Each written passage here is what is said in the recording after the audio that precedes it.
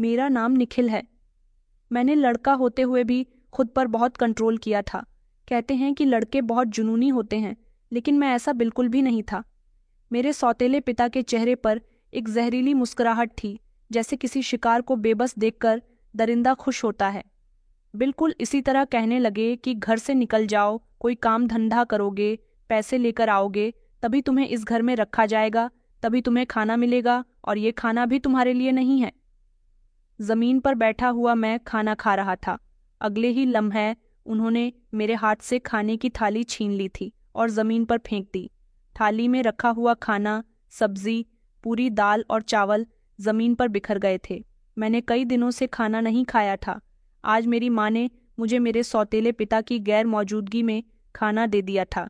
मैं खाना खाने बैठ ही रहा था जब मुझे याद आया कि मुझे अपने सौतेले पिता के सर दर्द की दवाई लेने के लिए जाना है। मैंने पहले उनका काम किया, और जब मैं दोबारा खाना खाने के लिए घर वापस आया और खाना हाथ में लेकर खाने ही जा रहा था, तभी मेरे सौतेले पिता कपिल गर्ग घर के अंदर दाखिल हुए और उन्होंने मुझे खाना खाते हुए देख लिया था। तभी वो मेरे साथ ऐसा रिएक्ट कर रहे थे। मेरी उम्र अभी सिर्फ 14 साल की थी जब मेरे साथ ये सब कुछ हो रहा था। मेरी आंखों में आंसू आ गए थे, मगर मैंने खुद पर कंट्रोल किया। मैं अपने आंसुओं को बहने नहीं दे सकता था। कहते हैं कि पिता का दिल अगर अपनी औलाद के लिए सख्त होता है, तो माँ का दिल हमेशा अपनी औलाद के लिए नरम रहता है। माँ कभी अपनी औलाद को भूखा सोने नहीं देती, मगर मेरी माँ ने तो दूसरी शादी कर ली थी, मेरे लिए दूसरा पिता चुन लिया था। ये पिता मुझे बिल्कुल भी पसंद नहीं करता था। मेरे सौतेले पिता के पास पहले ही एक जवान बेटा और बेटी थी। मेरी माँ इनसे शादी करके इस घर में आ गई थी। मेरे सगे पिता, मेरे बाबूजी, जिनको मैं प्यार से बाबूजी कहकर बुलाया करता था, वो मुझसे बहुत ही मोहब्बत करते थे। काफी समय से मेरे बाबूजी के सीने में दर्द उठता था। हमें लगा कि मामूली सा दर्द है, एक ना एक दिन खुद ही ठीक हो जाएगा, लेकिन वो दिन कभी नहीं आया, बल्कि मेरे पिता इस दुनिया को छोड़कर चले गए। बाबूजी के मरने पर सबसे ज्यादा सदमा मुझे हुआ था, क्योंकि वो मुझे अपना बेटा नहीं बल्कि अपने घर का दीपक कहा करते थे। उनका कहना था कि उम्मीद है कि मेरे घर का दीपक हमेशा चमकता रहेगा। निखिल, तुम मेरे दीपक हो और तुम्हें हमेशा जगमगाते रहना है। बेटा, मैं अपने बाबूजी से कहा करता था कि मुझे आपकी बात का ये मतलब कभी समझ नहीं आता। शायद बाबूजी को पता चल गया था कि आने वाले समय में वो हमारे साथ नहीं रहेंगे, इसलिए हमेशा वो मुझे सतर्क करते रहते थे। जब वो इस दुनिया से चले गए तो मेरी दुनिया में जैसे अंधेरा ही हो गया था। मैं ज्यादा छोटा भी नहीं था। मेरी माँ चाहती तो मेरी खातिर दूसरी शादी नहीं करती, लेकिन उन्होंने मेरे बाबूजी का घर बेच दिया। कपिल गर्ग जैसे कारोबारी आदमी से शादी कर ली। मेरे सौतेले पिता का कारोबार लकड़ी का था। वो लकड़ी का फर्नीचर बनाया करते थे। उनकी अपनी दुकान थी जहां वो खुद भी काम करते थे, और उनका बेटा भी उसी दुकान पर काम किया करता था। जब मैं इस घर में आया तभी से मैं उनको पसंद नहीं था। उनकी पत्नी मर चुकी थी। मेरी माँ सुंदर थी, उनको मेरी माँ पसंद आ गई थी, इसलिए उन्होंने अपने मेरी उम्र के बच्चे होते हुए भी मेरी माँ से दूसरी शादी कर ली थी। मेरी माँ तो इस आदमी के घर में आने के बाद खुश थी, लेकिन मुझसे मेरी खुशियाँ छीन ली गई थीं। मुझे सबसे ज्यादा अफसोस तो तब होता था जब मेरी माँ मुझे मेरे सौतेले पिता सेजलील होते हुए खामोशी से देखती रहती थी। उनको अपने बेटे पर जरा तरस नहीं आता था। वो जिस दिन से इस घर में आई थी, उसी दिन से अपने दूसरे पति की होकर रह गई थी। शायद वो भूल गई थी कि वो यहाँ अपने एक बेटे को भी लेकर आई थी, मेरे सौतेले पिता कपिल जी की। उसकी 12 साल की बेटी मोनिका थी और 115 साल का बेटा लकी था। उन दोनों को मैं एक आंख नहीं भाता था। ये दोनों मुझे तंग करने में कभी कोई कमी नहीं छोड़ते थे। कपिल जी ने कभी मुझे अपना बेटा स्वीकार नहीं किया था। उन्हें मेरी माँ के रूप में पत्नी तो मिल गई थी, लेकिन मुझे अपने बाबूजी के मरने के बाद दोबारा से पिता का प्यार नसीब नहीं हो सका। उन्होंने मुझे इस घर में अपना नौकर समझकर एक्सेप्ट कर लिया था, और अब घर के सारे ही काम वो मुझसे करवाया करते थे, और मेरी माँ भी हमेशा इस सब में खामोश रही थी। उन्होंने कभी अपने बेटे की तरफदारी नहीं की थी। अगर मुझसे कभी किसी काम में कोई गलती हो जाती तो मेरे सौतेले पिता और उनके दोनों बच्चे मुझ पर बहुत लान तान करते थे। कभी उन्होंने अपने पति से ये नहीं कहा था कि तुम मेरे बेटे को हमेशा डांटते क्यों रहते हो। मैंने जब शुरू में अपने सौतेले पिता का बुरा बर्ताव अपने साथ देखा तो अपनी माँ से कहा कि माँ, मुझे यहाँ पर नहीं रहना। याद भी मेरे साथ अच्छा बर्ताव नहीं करता, मुझे प्यार की नज़र से भी नहीं देखता। माँ ने कहा, बेटा, वो तेरे पिता है, अगर तुझे कभी डांटते हैं तो तेरे फायदे के लिए ही डांटते हैं। तू गलती मत किया कर तो वो तुझे डांटेंगे भी नहीं। मुझे अपनी माँ की ये बात बहुत बुरी लगी थी। कभी मेरे बाबूजी ने तो मुझ पर हाथ तक नहीं उठाया था, और ये आदमी दिन रात मुझे डांटता रहता था। बार बार मुझसे बाजार से कोई ना कोई सामान मंगवाता रहता था। अगर मुझे कोई सामान लाने में 1 मिनट की भी देरी हो जाती तो मुझ पर हाथ तक उठा लिया करता था। घर में झाड़ू बर्तन भी यहाँ मुझसे ही करवाए जाते थे। मेरे दोनों सौतेले भाई बहन भी अपने सारे काम मुझसे करवाया करते थे। अपना सारा होमवर्क और अपने खाने पीने का सारा सामान भी बाजार से मुझसे ही मंगवाया करते थे। मुझे 1 मिनट को भी आराम नहीं मिलता था। आज जब उन्होंने खाने को जमीन पर फेंक दिया तो वो मेरी मजाक बना रहे थे और कहने लगी कि खाना जमीन पर गिर गया है, अगर इतनी ही भूख लगी है तो जमीन से चुनकर खा लो। बहुत देर तक मैं खामोश रहा। जब वो बार बार मेरी मजाक बनाते रहे तो मैंने उनकी आंखों में देखा और कहा कि मेरा भाग्य मेरा ऊपर वाले ने लिखा है।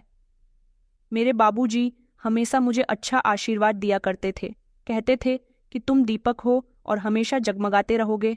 आज अगर मेरी जिंदगी में अंधेरा है तो एक दिन मेरी जिंदगी में ढेर सारी रोशनी भी आएगी। मुझे उम्मीद है अपने बाबूजी के दिए गए आशीर्वाद पर एक दिन ज़रूर मैं कामयाब हो जाऊंगा और फिर मुझे आपकी सलानत भरी रोटी की भी ज़रूरत नहीं पड़ेगी।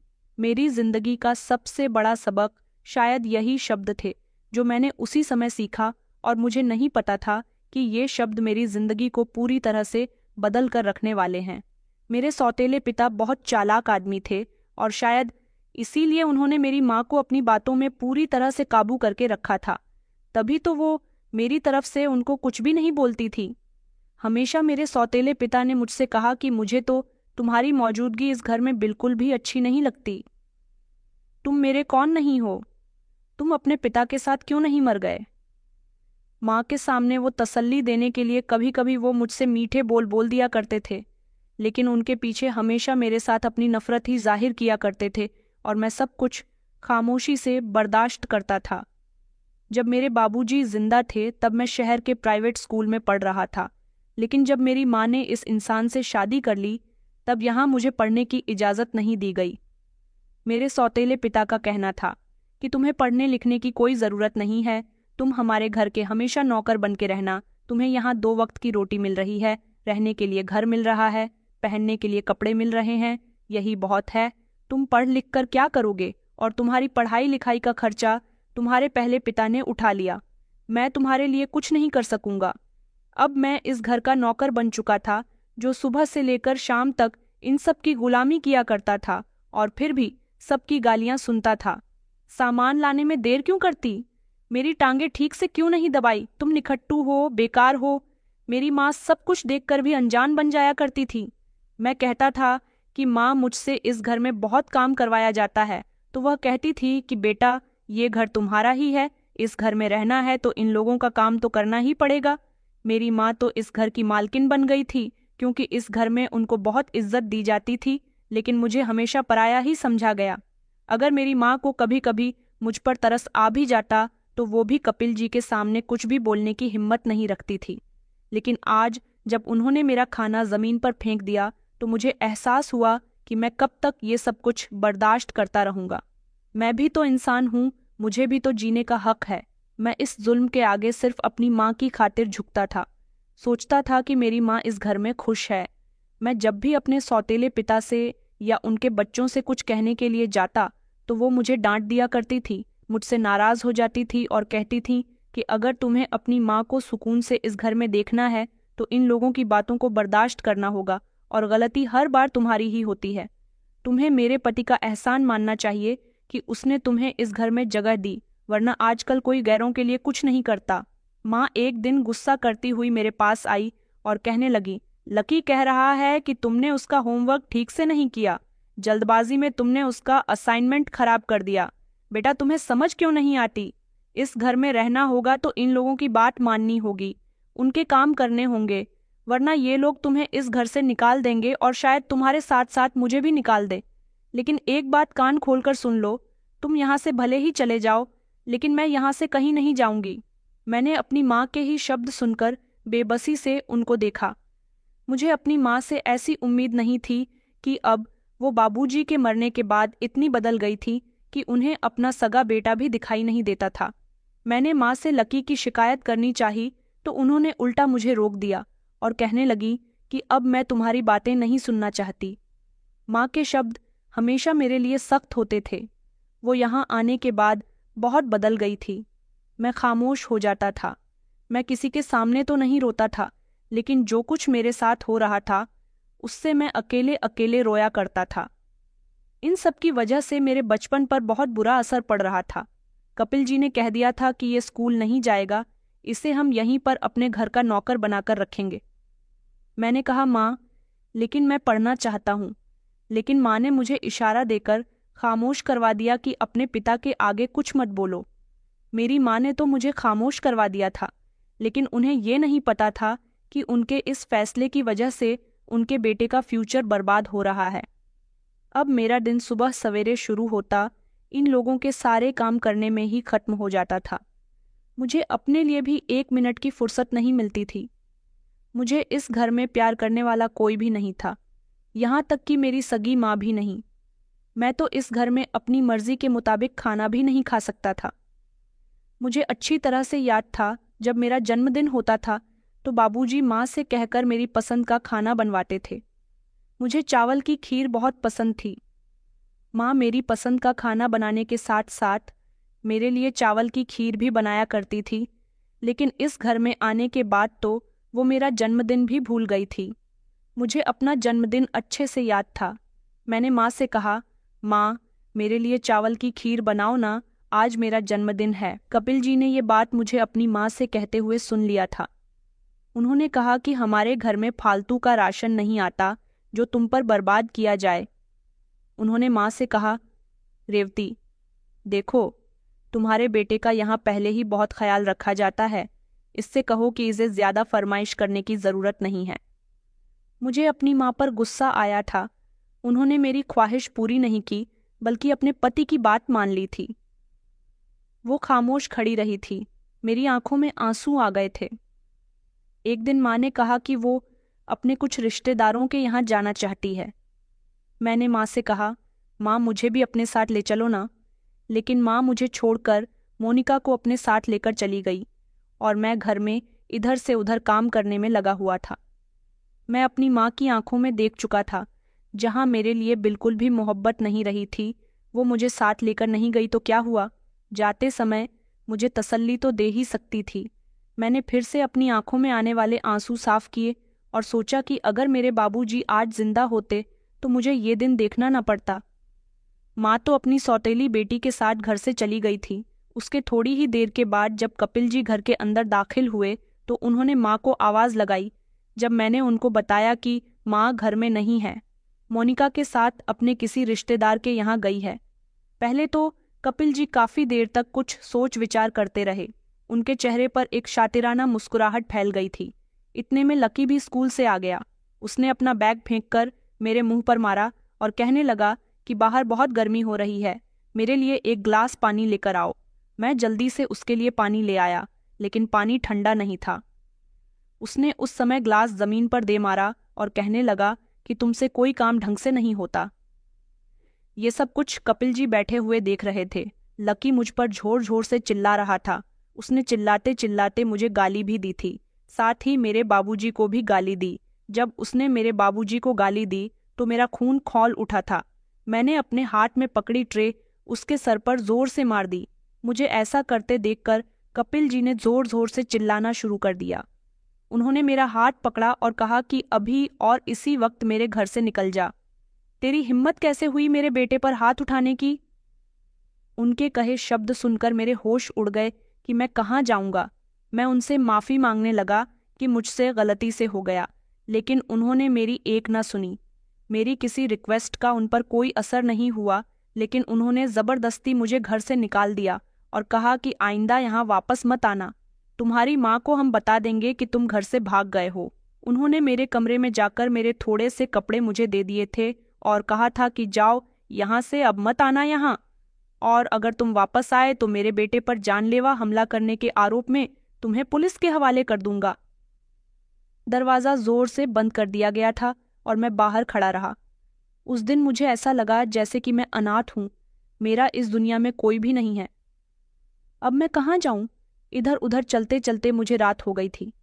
घर के दरवाजे पर जो आखिरी ठोकर मुझे लगी थी वो मेरे दिल पर गहरी हो चुकी थी कि मैं कहाँ जाऊं। ये सवाल मेरे दिमाग में गूंज रहा था। मैं एक सुनसान गली में डूबक कर बैठ गया। आंखों में आंसू थे और पेट में बहुत तेज की भूख लगी हुई थी। लेकिन जिस जगह पर मैं बैठा हुआ था वहां कुत्ते आ गए और मेरे पास आकर झोर झोर से भौंकने लगे। मैं उनसे डरकर तेजी से भागने लगा। कुत्ते मुझे सुनसान सड़क पर देखकर मेरे पीछे पीछे भाग रहे थे। मुझे डर लग रहा था कि ये कहीं मुझे काट ना ले। वो 2 कुत्ते थे। उसके बाद मैं तेजी से सड़क पर भाग रहा था, खुद को उन कुत्तों से बचाने के लिए, जब अचानक सामने से सड़क पर आई हुई एक बड़ी सी गाड़ी की मुझसे टक्कर हो गई। ये तो अच्छा हुआ कि गाड़ी रुक गई थी और मैं पूरा जमीन पर नहीं गिर सका था। मेरे पीछे कुत्ते थे। जल्दी से गाड़ी में से एक बड़ी उम्र का आदमी निकला और उसने कुत्तों को डांटकर भगाया। मैं सहम कर एक तरफ खड़ा हुआ था। मैंने देखा वो आदमी बड़ी सी गाड़ी में आया था। उसने सूट बूट पहना हुआ था, रंग गोरा और चेहरे पर हल्की सी दाढ़ी थी। उन्होंने मेरे सर पर हाथ रखा और कहने लगे कि बेटा, तुम इस सुनसान सड़क पर यहाँ पर क्या कर रहे हो? ये तो अच्छा हुआ कि मैं मौके पर आ गया, वरना ये कुत्ते तुम्हें काट लेते।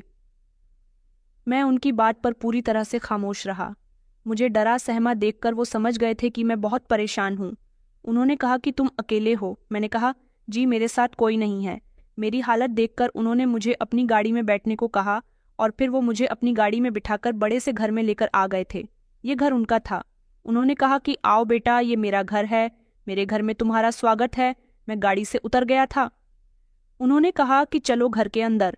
मैं नहीं जानता था कि ये फैसला सही है या गलत। मैं उनके साथ उनके घर के अंदर आ गया। अंकल जी का घर बहुत बड़ा था। ये घर मेरे लिए किसी स्वर्ग से कम नहीं था। उन्होंने कहा, बेटा तुम यहाँ महफूज हो, मैं तुम्हारे पिता जैसा हूँ। ये सुनकर मेरी आंखों में आंसू आ गए। कितने समय के बाद किसी ने मुझे अपना बेटा कहकर पुकारा था। मुझे अपने बाबूजी की याद आ गई थी। न जाने क्यों उस आदमी में मुझे अपने बाबूजी नजर आ रहे थे। उन्होंने मुझे पेट भर के खाना खिलाया और एक कमरे में सोने के लिए भेज दिया था। अगले दिन उन्होंने मेरे सर पर हाथ रखा और मेरी जिंदगी के बारे में पूछने लगे। मैंने उनको अपनी जिंदगी में होने वाले एक एक पल के बारे में बता दिया था और ये भी बताया था कि मुझे पढ़ने लिखने का बहुत शौक है। मैं अपने पैरों पर खड़े होना चाहता हूँ, लेकिन ये सब कुछ मैं कैसे करूँ? मेरी कुछ समझ नहीं आ रहा। उन्होंने कहा कि तुम सच में आगे पढ़ना चाहते हो? मैंने गौर से उनकी तरफ देखा। उन्होंने कहा कि मैं तुम्हारी पढ़ाई पूरी करवाऊंगा। उनकी बात पर मुझे ऐसा लगा जैसे शायद जिंदगी मुझे दोबारा से मौका दे रही है। उन्होंने कहा, बेटा अगर किस्मत ने तुम्हें मुझ तक पहुंचाया है तो मैं भी तुम्हारा हाथ कभी नहीं छोड़ूंगा। ये सुनकर मेरे दिल में एक रोशनी जाग गई थी। मैंने कहा कि जी मैं पढ़ना चाहता हूँ, मुझे अब नहीं रुकना। उन्होंने मुझे अपने घर में जगह दे दी थी। मैं ही नहीं बल्कि इस घर में उन्होंने और भी बच्चों को जगह दी हुई थी जो गरीब थे, जिनका इस दुनिया में कोई नहीं था, जिनको वो अपनी जिम्मेदारी पर शिक्षा दिलवा रहे थे। अंगद जी एक अच्छे इंसान थे। उनका परिवार एक हादसे में मर गया था। तभी से उन्होंने ऐसे लोगों को अपने घर में जगह देकर अपने परिवार का सदस्य बना लिया था। मेरी पढ़ाई का सिलसिला शुरू हो गया था। मैं दिन रात मेहनत करने लगा, क्लास में सबसे आगे रहने की कोशिश करता था। मैंने खुद को और दुनिया को साबित करना था कि मैं कुछ बन सकता हूँ, लेकिन किस्मत के खेल अभी खत्म नहीं हुए थे। अंगद जी के घर में एक लड़का रहता था, आर्यन। उसको उन्होंने अपना बेटा बना रखा था। आर्यन एक मतलबी और घमंडी इंसान था। वो चाहता था कि अंगद जी की सारी जायदाद उसके कब्जे में रहे। उसने मेरा इस घर में रहना दुश्वार कर दिया था। वो मुझे हर तरह से तंग किया करता था। हालांकि बाकी सारे बच्चे मेरे साथ अच्छे से पेश आते थे। आर्यन ने मुझसे नफरत करना शुरू कर दिया। दिन आर्यन ने अचानक मुझ पर चोरी का इल्जाम लगा दिया। उसने अंगद जी को बताया कि उसने कमरे में पैसे रखे थे और वो पैसे मैंने चुरा लिए। ये सब सुनकर अंगद जी को अपने कानों पर विश्वास नहीं हुआ। इस बात को सही साबित करने के लिए आर्यन ने मेरे सम्मान से कुछ पैसे निकाल कर दिखा दिए, जिसे देखकर मेरे होश उड़ गए थे और मुझे ऐसा लगता था कि अब मैं अंगद जी की नज़रों में गिर जाऊंगा। लेकिन ऊपर वाले ने मुझे यहाँ बचा लिया था, क्योंकि जो पैसे आर्यन ने अंगद जी को निकाल कर दिखाए थे वो पैसे एक लिफाफे में थे। अंगद जी ने कहा कि आर्यन, मुझे तुमसे ऐसी उम्मीद नहीं थी। ये पैसे तो मैं खुद तुम्हारे कमरे में रख कर आया था थोड़ी देर पहले ही, क्योंकि ये लिफाफा मैंने ही तुम्हारे कमरे की टेबल पर रख दिया था और तुम उल्टा निखिल पर पैसे चोरी करने का इल्ज़ाम लगा रहे हो। तुमने खुद कमरे से पैसे गायब किए और इल्ज़ाम तुम निखिल पर लगा रहे हो। मुझे तुमसे ऐसी उम्मीद नहीं थी। मैंने तुम्हें बिना बताए ये लिफाफा तुम्हारे कमरे में रखा था, तो फिर तुम इन पैसों को अपना कैसे बता रहे हो? मुझे तुम पर शर्म आती है। अंगद जी की बातें सुनकर आर्यन ने अपनी नज़रें झुका ली थीं। वो अंगद जी से अपनी गलती की माफ़ी मांगने लगा। उसने कहा कि मैं नहीं चाहता था कि मेरी जगह यहाँ कोई ले। मुझे लगा कि आप इस लड़के से ज़्यादा की मोहब्बत कर रहे हो, शायद इसे मेरी जगह देना चाहते हो।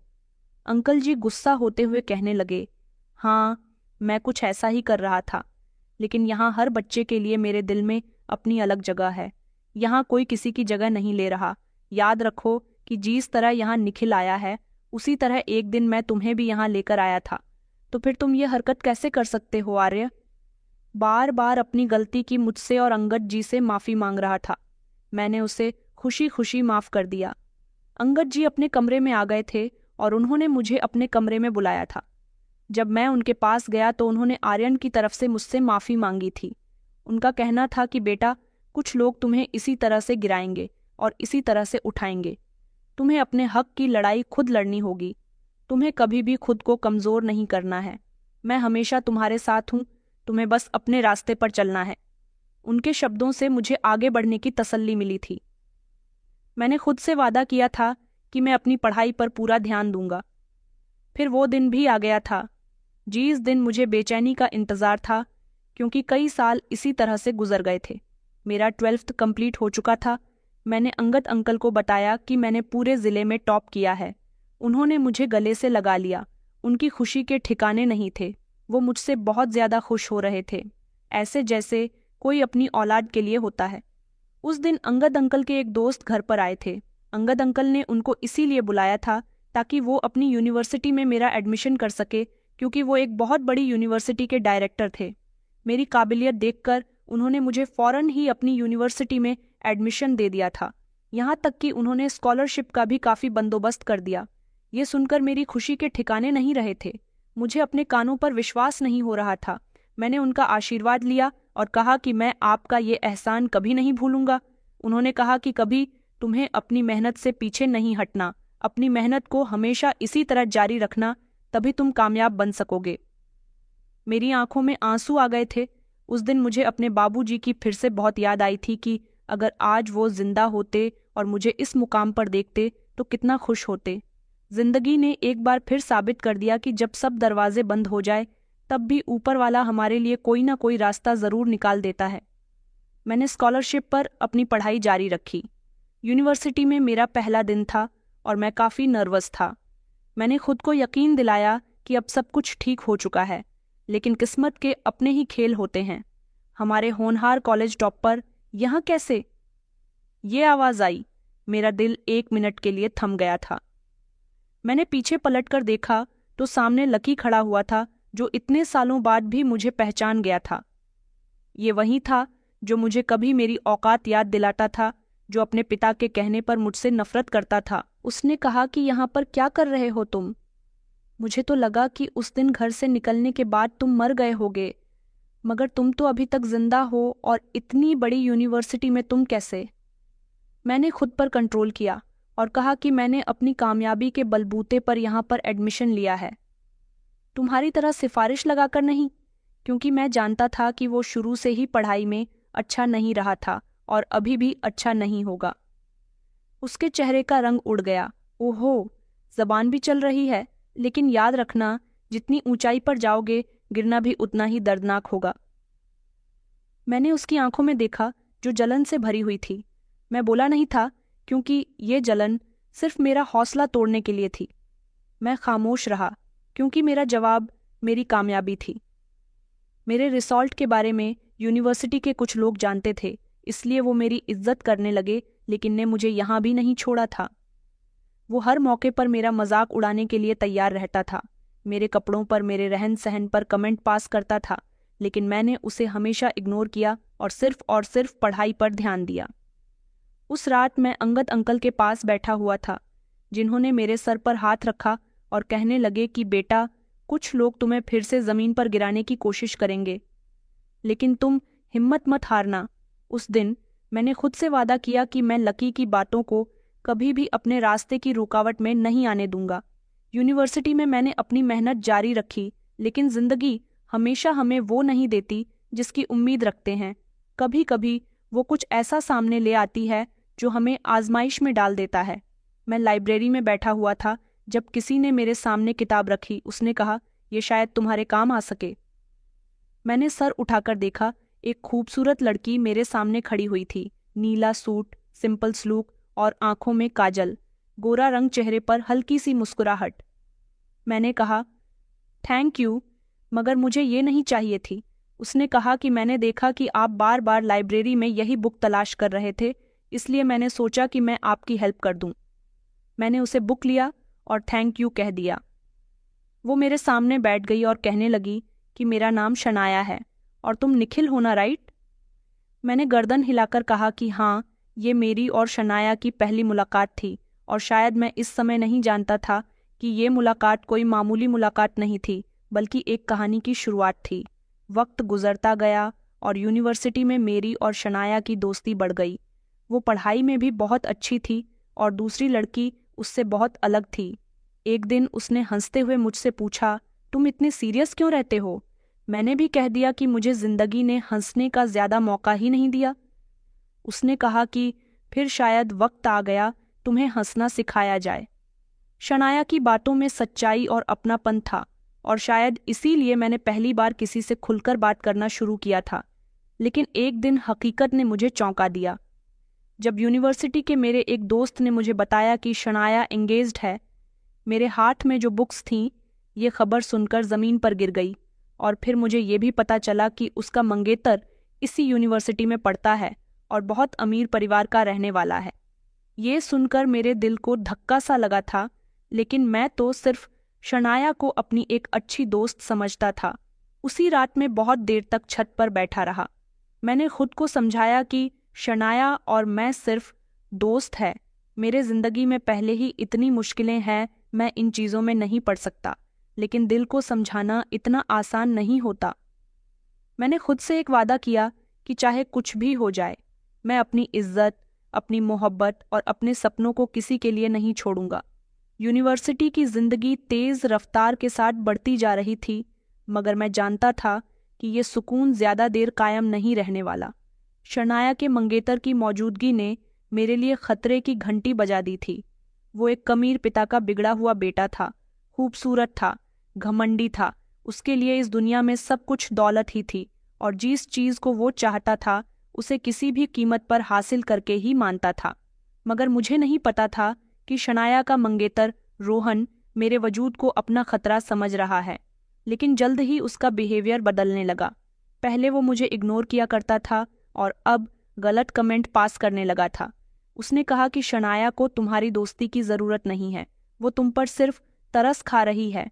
मैंने उसकी बात को इग्नोर किया, लेकिन अंदर से कहीं ना कहीं एक बेचैनी थी। उसने कहा था कि तुम अगर शनाया पर अपनी नज़र डाल रहे हो तो सोच लेना कि वो तुम्हारे काबिल नहीं है। कहाँ तुम और कहाँ वो मुझ जैसा लड़का डिजर्व करती है। उसकी बातों पर मैं ध्यान नहीं देता था, इसलिए उसने मेरे खिलाफ ये खतरनाक चाल चलने का फैसला किया। एक दिन यूनिवर्सिटी में खबर फैल गई कि मैंने यूनिवर्सिटी की किसी लड़की के साथ छेड़छाड़ की है। सारे स्टूडेंट मेरे कैरेक्टर के बारे में बातें कर रहे थे और मुझे कुछ भी नहीं पता था। ये सब देखकर मुझे बहुत गुस्सा आया था, क्योंकि मैंने कभी किसी लड़की को गंदी नज़र से नहीं देखा था। मेरा कैरेक्टर पूरी तरह से साफ था। एक ऐसा वीडियो था जिसमें दिखाया जा रहा था कि मैं किसी लड़की के साथ ज़बरदस्ती करने की कोशिश कर रहा हूँ, लेकिन ये वीडियो पूरी तरह से एडिटेड था। ये खबर पूरी यूनिवर्सिटी में फैल गई थी और सब लोग मेरे कैरेक्टर के बारे में गलत गलत बातें कर रहे थे। सब मेरे खिलाफ हो गए थे। लेकिन मैं अपनी इज्जत को बचाना चाहता था। मैंने देखा था कि रोहन अपने मकसद में कामयाब हो रहा था। मेरा वीडियो देखकर तो शनाया भी मुझसे दूर हो गई थी और उसने कहा था कि निखिल, मुझे तुमसे ऐसी उम्मीद नहीं थी। आखिर ये सब क्या है? मैं उसे बताना चाहता था कि ये सब कुछ झूठ है, मगर उसने मेरी बात पर यकीन नहीं किया। रोहन हर तरह से यूनिवर्सिटी के हर स्टूडेंट के दिल में मेरे खिलाफ नफरत पैदा कर रहा था। यहाँ तक कि उसने सबसे ज्यादा तो शनाया को मेरे खिलाफ कर दिया था। शनाया इस वीडियो पर इतना भरोसा कर रही थी कि उसने मुझसे बात तक करना बंद कर दिया था। उसने मेरी बात का कोई यकीन नहीं किया। यहाँ मेरी इज्जत दांव पर लग रही थी। ये वीडियो पूरी तरह से एडिट थी, मगर इतनी होशियारी से की गई थी कि आम लोग इसमें फर्क नहीं समझ सकते थे। रोहन ने सबसे कहा कि मैं नहीं कहता था कि गरीब लड़के इसी तरह के होते हैं। जहाँ लड़की दिखाई दी, उन पर अपनी नीयत टपका दी। ये सोची समझी साजिश थी जो मेरे खिलाफ की गई थी। मैंने फैसला किया कि मैं खामोश नहीं रहूंगा। मैं ये इल्ज़ाम गलत साबित करके रहूंगा। अगर मैं खामोश रहा तो झूठ हमेशा सच समझा जाएगा। मैं सीधा यूनिवर्सिटी के डीन के पास गया, जो मुझे बहुत अच्छी तरह से जानते थे। मैंने उनको बताया कि वीडियो झूठी है, ये इल्ज़ाम गलत है और मैं इसको साबित करने के लिए सबूत ला सकता हूँ। डीन ने मुझे सच्चाई साबित करने के लिए समय दिया और कॉलेज के आईटी डिपार्टमेंट ने वीडियो की जांच की और जल्द ही हकीकत सामने आ गई। ये वीडियो एडिट की गई थी और किसी ने जानबूझकर इसे बनाया है। यूनिवर्सिटी के सब लोग हैरान रह गए थे। जो कल तक मुझे बदनाम कर रहे थे, आज शर्मिंदा खड़े थे। सच्चाई सामने आने के बाद रोहन को यूनिवर्सिटी से निकाल दिया गया था। उसके पेरेंट्स तक जब ये खबर पहुंची तो उन्होंने अपने बेटे को बेइज्जत होने के डर से अब्रॉड भेज दिया। इधर शनाया मुझसे बात करने की बहुत कोशिश कर रही थी, लेकिन उस दिन के बाद मैंने उससे कभी बात नहीं की और सिर्फ अपनी पढ़ाई पर ध्यान दिया। इस हादसे के बाद मैं जान गया था मेरे रास्ते में बहुत कांटे आएंगे। रोहन के चले जाने के बाद शनाया कुछ दिनों तक खामोश रही। फिर एक दिन उसने यूनिवर्सिटी के गार्डन में मुझसे मुलाकात की। कहने लगी कि निखिल, मुझे आपसे एक बात करनी है। मैंने कहा कि हाँ बताओ, क्या कहना है। उसने मेरी आंखों में देखा और कहा, क्या तुमने सोचा है हम दोनों के बारे में? वो रुक गई। शायद वो बोलने के लिए कुछ शब्द ढूंढ रही थी। मेरा मतलब है, आई लाइक यू और मैं चाहती हूँ कि हम दोनों एक साथ जिंदगी गुजारें। मेरा दिल 1 मिनट के लिए खामोश हो गया था, लेकिन फिर मैंने खुद पर कंट्रोल पा लिया। शनाया, ऐसा नहीं हो सकता। उसने कहा, क्यों रोहन, तो अब हमारी जिंदगी से जा चुका है। तुम्हें अब किसी का डर नहीं होना चाहिए। मैंने कहा, शनाया, ये डर की बात नहीं है, ये मेरी जिंदगी, मेरे सपनों और मेरी इज्जत की बात है। मैंने जिंदगी में बहुत कुछ खोया है और मैं नहीं चाहता कि मेरी पहचान किसी के साए में छुप कर रहे। मुझे किसी काबिल बनना है, अपने पैरों पर खड़ा होना है। शनाया ने गौर से मेरी तरफ देखा। उसने कहा, क्या मोहब्बत की कोई अहमियत नहीं है तुम्हारे दिल में? निखिल, मैंने कहा, मोहब्बत अपनी जगह, लेकिन मेरे लिए मेरी इज्जत और मेरे सपने ज़्यादा इम्पॉर्टेंट हैं। उसके चेहरे पर मायूसी छा गई थी, लेकिन मैंने अपने फैसले में कोई बदलाव नहीं किया। यूनिवर्सिटी कंप्लीट होते ही मैंने नौकरी के लिए अप्लाई कर दिया। मैंने एक बड़ी कंपनी में इंटरव्यू दिया और अपनी मेहनत के बलबूते सेलेक्ट भी हो गया। अंगद जी की आंखों में खुशी के आंसू थे। आखिर ये सब कुछ उनकी वजह से ही तो मुमकिन हो पाया था, वरना मैं तो दर दर की ठोकरें खा रहा होता। उन्होंने मेरे गले लगकर कहा कि बेटा, आज तुमने साबित कर दिया कि सच्चाई, सब्र और मेहनत कभी वेस्ट नहीं जाती। मैंने उनके हाथ चूम ली और कहा कि ये सब कुछ आपकी वजह से हुआ है। नौकरी का पहला दिन मेरे लिए किसी सपने से कम नहीं था। मैंने जिस दुनिया के बारे में हमेशा सोचा था, अब मैं उसका हिस्सा बन चुका था, लेकिन मैं जानता था कि ये सिर्फ शुरुआत है। अभी मुझे बहुत आगे जाना है। मैं एक अच्छी कंपनी में नौकरी कर रहा था, इज्जत और वो सब कुछ हासिल कर चुका था जिसकी मुझे तमन्ना थी। मैं अपने काम में बिजी था जब एक दिन अंगद जी ने मुझे एक ऐसी खबर दी जिसने मेरे होश उड़ा दिए। मेरा दिल डर गया था। उन्होंने बताया कि निखिल, तुम्हारा परिवार बहुत बड़ी मुसीबत में है। मैं तो जैसे शॉक्ड रह गया था। क्या उन्होंने मुझे बताया कि तुम्हारी माँ बीमार हो चुकी है? उसको एक ऐसी बीमारी लग गई है जिसकी वजह से तुम्हारा पिता उसका इलाज करवाते करवाते अपना सब कुछ खो बैठा। उसको भी उसके कारोबार में नुकसान हो गया और वो लोग सड़क पर आ गए। ये खबर मेरे लिए बहुत अजीब थी।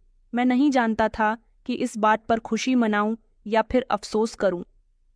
कुछ दिन बाद मैंने सुना कि कपिल जी मेरी माँ और उनके बच्चे किराए के घर में रह रहे हैं। समय ने उनसे अपना बदला ले लिया था। मैं खामोश रहा।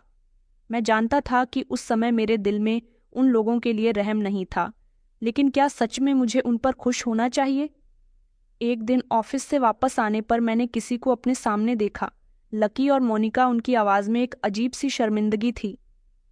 उन्होंने मुझे मेरा नाम लेकर पुकारा था। मैंने कहा कि तुम लोग यहाँ पर क्या कर रहे हो? मैंने सख्ती से पूछा था। लकी ने कहा कि हम तुमसे कुछ कहने के लिए आए हैं। मैंने कहा, अब कहने के लिए कुछ बाकी नहीं है। ये कहकर मैं आगे बढ़ने लगा तो मोनिका ने मेरा हाथ पकड़ लिया और कहने लगी कि भैया एक बार हमारी बात तो सुन लो। मैंने कहा, जब मेरी जिंदगी बर्बाद हो रही थी तब तुम लोग कहाँ थे? तुम लोग तो खामोशी से मेरा तमाशा देखा करते थे। मेरी बात पर वो दोनों खामोश हो गए। हम तुमसे माफी मांगने के लिए आए हैं और तुम्हारी माँ तुम्हें बहुत याद करती है। पापा तो बहुत ज्यादा परेशान हैं, लेकिन तुम्हारी माँ की जान तुम पर अटकी हुई है। एक बार तुम हमारे साथ अपने घर चलो तो शायद वो सुकून से मर सके। उन्हें बहुत बड़ी बीमारी हो गई है। पापा ने उनका बहुत इलाज करवाया, लेकिन वो ठीक नहीं हो सकी। पापा ने हमें यहाँ भेजा है, लेकिन हम उनसे ज्यादा तुम्हारी माँ के लिए यहाँ आए हैं। अगर तुम चाहते हो कि तुम्हारी माँ सुकून से मर सके तो प्लीज एक बार अपनी माँ से मिल लो। मैंने गुस्से में कहा कि मेरी कोई माँ नहीं है, मेरा कोई परिवार नहीं है। तुम लोग कभी मेरा परिवार नहीं बने और मेरी माँ ने तुमको अपना परिवार बनाया। मैं अकेला हूँ और मैं अकेले ही बहुत खुश हूँ। तुम लोग यहाँ से जा सकते हो। लकी फिर से मेरे रास्ते में आ गया और हाथ जोड़कर कहने लगा कि मैं जानता हूँ निखिल, मैंने तुम्हारे साथ बहुत बुरा किया, मगर आज मैं तुमसे माफ़ी मांगने के लिए आया हूँ। मेरा सारा घमंड चूर चूर हो गया। प्लीज़ निखिल। मैंने उन लोगों की एक ना सुनी और मैं खामोशी से वहां से वापस आ गया। मगर घर आकर मुझे बहुत अफसोस हो रहा था। भले ही मेरी माँ ने मेरी कदर नहीं की, लेकिन उन्होंने मुझे जन्म दिया था। वो मेरी माँ थी, मुझे उनकी फिक्र हो रही थी। मैं ऊपर वाले से प्रार्थना कर रहा था कि ऊपर वाला उनको ठीक कर दे। अगले दिन जब मैं ऑफिस गया तो मैंने देखा कि कपिल जी वहां लकी के साथ खड़े हुए थे। मैंने उनको इग्नोर किया और अपने कैबिन में चला गया था, लेकिन फिर थोड़ी देर के बाद नौकर आया और उसने कहा कि सर, आपसे कोई मिलने के लिए आए हैं। कौन है? उन्होंने कहा कि एक आदमी और एक लड़का है। उन्होंने कहा कि आप उन्हें बहुत अच्छे से जानते हैं।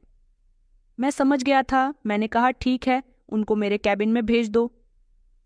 वो दोनों चलते हुए मेरे कैबिन में आए। आज मेरे सौतेले पिता के चेहरे पर वो घमंड नहीं था जो हमेशा हुआ करता था। आज उनके चेहरे पर परेशानी थी। आज उनके चेहरे को देखकर लगता था कि वो मुश्किल भरे हालात से गुजर रहे हैं। वो दोनों बाप बेटे मेरे सामने कुर्सी पर बैठ गए थे। कपिल जी ने हाथ जोड़े और कहने लगे कि बेटा, हम बहुत बड़ी परेशानी से गुजर रहे हैं। मेरा सारा कारोबार ठप हो चुका है।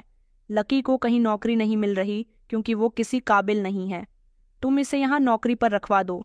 मैं तुम्हारा ये एहसान कभी नहीं भूलूंगा। सुना है कि तुम यहाँ के मैनेजर हो और इंटरव्यू भी तुम ही लेते हो। मैंने टेबल पर जोर से हाथ मारते हुए कहा कि कौन सा बेटा? किसका बेटा? मैं यहाँ किसी का बेटा नहीं हूँ और आपका बेटा तो बिल्कुल भी नहीं हूँ। तो फिर आपने किस हक से मुझे अपना बेटा कहा? उनकी आंखों में शर्मिंदगी थी। उन्होंने रोना शुरू कर दिया और कहा कि बेटा, मैं तुम्हारे पास बहुत उम्मीदों से आया हूँ। उधर तुम्हारी माँ बहुत परेशान है, जिंदगी और मौत के बीच जंग लड़ रही है। और इधर ये कहकर वो जोर जोर से रोने लगे। उन्होंने कहा कि हमें एहसास हो गया, हम गलत हैं। बेटा, मैंने कहा तो अब आप क्या चाहते हो? उन्होंने कहा कि बस तुम हमें माफ़ कर दो और लकी को यहाँ नौकरी दिलवा दो ताकि कुछ पैसे आ जाए। हमारे पास और खाने के भी लाले पड़े हुए हैं। ये वही लोग थे जो कभी मेरी बेइज्जती किया करते थे, मेरी जिंदगी नरक बना दिया करते थे और आज आज उनकी दुनिया बिखर चुकी थी। मैंने कहा मैं माफ़ कर सकता था, लेकिन जो मेरे साथ हुआ उसे भूल नहीं सकता। ठीक है, मैंने आपको माफ़ कर दिया, मगर याद रखो कि वक्त सबका आता है। जब आपको हक हासिल था तब आपने जुल्म किया। आज जब मैं ताकतवर हूँ तो मैं तुम्हें वही दर्द लौटाने के बजाय एक मौका दे रहा हूँ।